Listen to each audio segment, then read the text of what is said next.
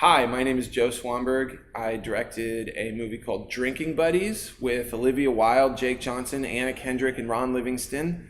And it opens in Chicago on August 23rd at the Landmark Century Center, and you can watch it on iTunes and VOD right now. You came to Chicago about 10 years ago, I believe it was. What brought you here in the first place? I went to film school at Southern Illinois University, and I sort of knew that I didn't want to work as a PA and sort of work my way up in the film world. I just wanted to sort of get to work making my own stuff, and so I felt like I could do that in Chicago as well as I could do that anywhere. And I love Chicago, so I just came straight here and started making stuff. Have you ever sold any of the beer that you've made? No, certainly not. I give it away. Is that how is it going over at this point? It's all right. I don't make great beer. I still have quite a bit to learn. It's very, I do it for me. I needed something. I needed a hobby that I could just do for me. That there was no sense of competition or critical infrastructure.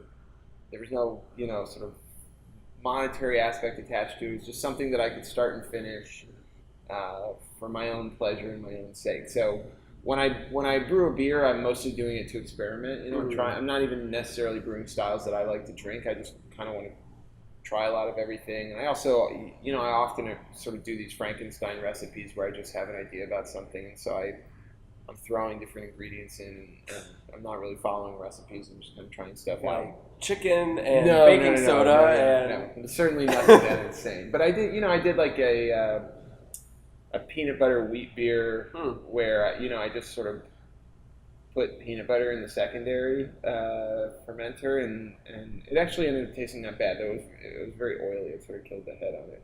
Have you had any exploding bathtub situations? I haven't, though. I have opened bottles of my beer early on. I've got the technical aspects of brewing I've gotten better at. It's not that the beer tastes amazing now or anything. I mean, homebrew always sort of has a sort of homebrewy flavor to it, but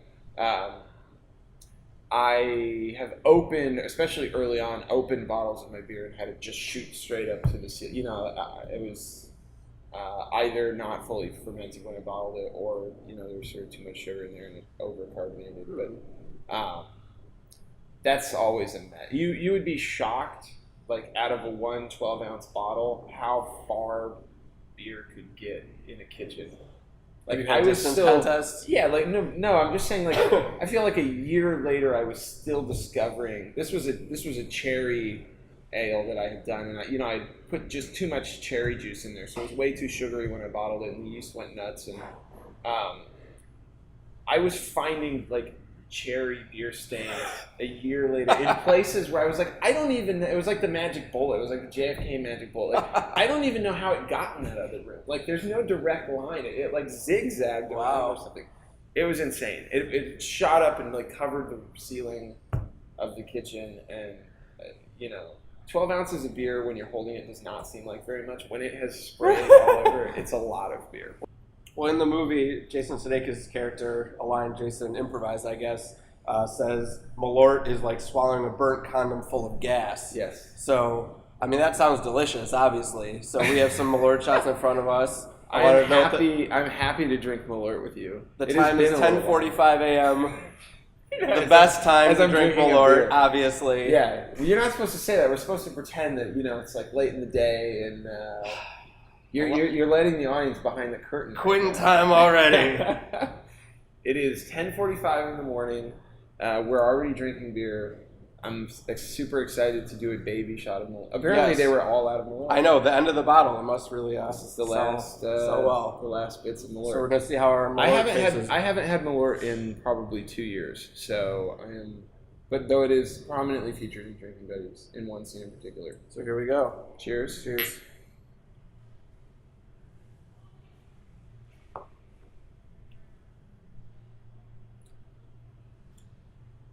Really get that gasoline flavor.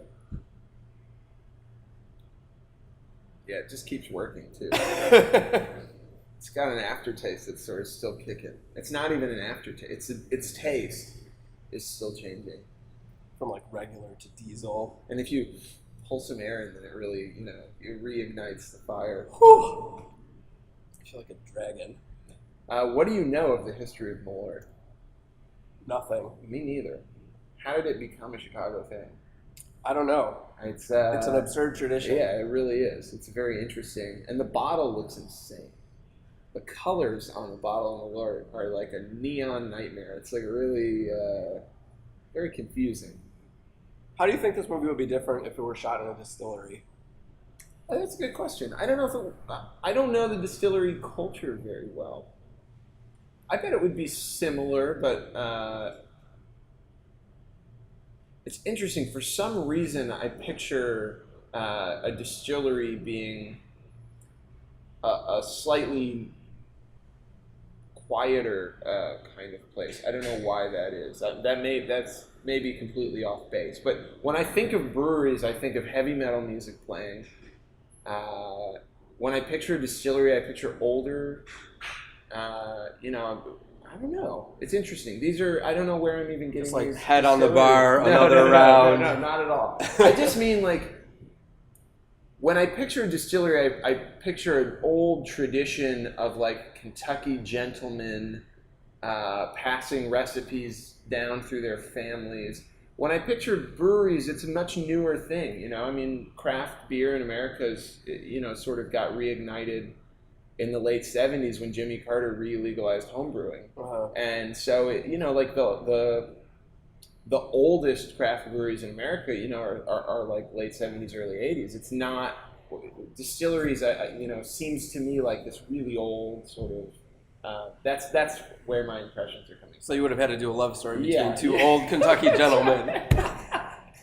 Drinking buddies in a distillery is like somebody who looks like Colonel Sanders having a flirtatious workplace relationship with somebody's like great granddaughter, from like the Van Winkle family or something. I don't know. Michael I'll Caine stick and to beer. I'll stick to beer. It's stupid that I say that because I know a guy in New York who has who makes bourbon and whiskey, and he's young and cool and probably listens to heavy metal music. So I don't know what I'm talking about.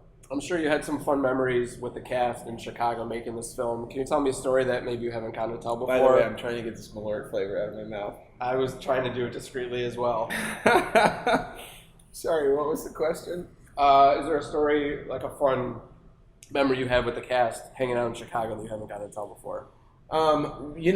The shooting in Chicago was great, but we were working. I mean, we were doing 12-hour days, and we were pretty exhausted. The 3 days that were the most memorable to me were actually the ones where we snuck away to Michigan, and we were shooting on the beach. And it was really lovely. In Chicago, at the end of the day, everybody just wants to go home. Nobody lives very far away, so, everybody sort of jumps in their car and splits. But in Michigan, we were just, we were in, like, around New Buffalo and just sort of, when the day ended, we would crack open beers and build a bonfire on the beach and go swimming. I mean, it was really nice. And it was right skinny dipping like in the movie? No skinny dipping. Well, maybe. I wasn't skinny dipping. I had to be, I had to be professional. I thought all directors did that. Yeah, exactly. If there's one thing I know about Scorsese, it's that he loves skinny dipping. Yeah, absolutely. I've heard that. No, it was so nice, and it was right in the middle of the shoot, so it was a real nice chance to sort of recharge our batteries and just sort of like hang out and get to know each other a little bit. It's hard, you work on a movie and you work with all these people. And it's such a transient lifestyle. It's sort of like nomads, People move from project to project, and crew people get to know each other because they'll see each other again and again on similar movies. But for me, the best I could hope is to work with those people again, maybe in a year or something like that. Directors aren't sort of jumping from project to project in the same way. So it's a chance for me to get to know some of those people better, and I really valued that. I mean, it's weird to spend 12 hours a day with somebody for a month and still not really know them at all, Well, on the subject of skinny dipping, that comes into play in this movie because you're really dealing with this concept of the gray area of when you're not really crossing the line, but also sort of crossing the line. Right. Can skinny dipping ever be innocent? If you're that doing is a very good question. I feel like the presence of old people could make skinny dipping innocent. There needs to be it needs to be desexualized in some way. Now I sound ageist. Not that old people aren't sexual, but yeah, I feel like if it's a bunch of like people in their 20s skinny dipping, there's inherently some sort of sexual vibe going on, unless you've grown up in a nudist colony and that's just the way you swim. But if first you find some older people hanging out around town and yeah, say, we're all going skinny dipping, if it's a vibe where you're just that's like... not going to take all the sexuality out of it, is it? No, maybe not. Maybe you're right. You can just kind of go like this. You seem to have a clear-cut feeling that skinny dipping is always sexual. I wrote my thesis on skinny dipping. Yeah, okay.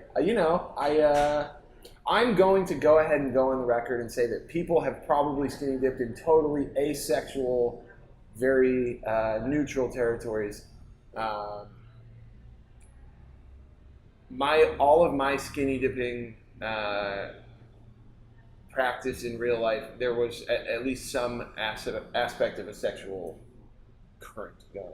I'm sure it must have been interesting to being someone who's been married for that long and going back and exploring these feelings that cropped up, years ago in your relationship. Yeah. You also said that you based Anna's character partially on your wife. How did you feel about that based on the way that it all turned out?